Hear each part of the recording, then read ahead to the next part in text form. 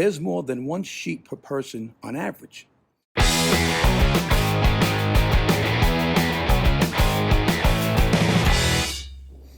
Hey, what do you hear? What do you say? My Facebook, YouTube, Twitter, Instagram, Google Plus, your sister's ass, the Pony Express, Vic Dibitetto here.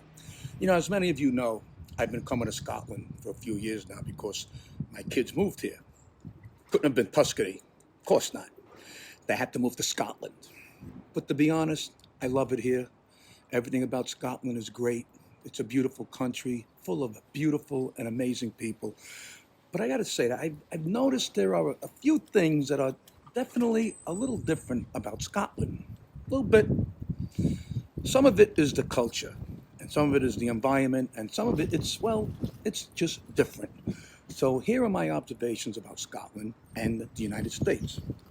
First of all, kilts. Men don't wear skirts in the US. And let's be serious. A kilt is a skirt. It just is. It's a plaid skirt. And I understand that it's a cultural thing, but I'm just saying men wear skirts or kilts in Scotland, and men don't wear skirts in the US. Unless they've had a little too much to drink and had a little doo-doo-doo-doo and they want to sing show tunes. Okay, next. Sheep. There are sheep everywhere in Scotland. According to the Scottish government, there are 6.7 million sheep in the country, and the population is 5.5 million people. There's more than one sheep per person on average. And when some of those people get drunk, I assume some of those sheep go out dancing, if you know what I mean. The next thing about Scotland is simply the weather, or should I say the bizarre weather. You can wake up and have a summer, then go for a walk and it's spring. By lunch, it's fall, and during dinner, it turns winter. Look, I like different seasons, but I don't like them all in one day. Am I right or am I right? Okay. The Mexican food sucks in Scotland. And when I say suck, I mean it's awful. Why? Apparently, there is a general lack of Mexican immigrants in Scotland. Why? The weather, the sheep, and the skirts. Get this one. In Scotland, pants are called trousers. And the word pants actually means underwear. You can imagine the looks I get when I go to the dry cleaners and tell them to dry clean and press my pants.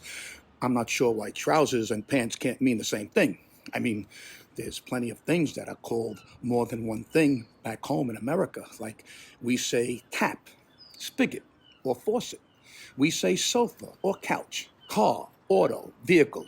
You get my point. Meanwhile, in Scotland, having skid marks on your pants takes a whole new meaning.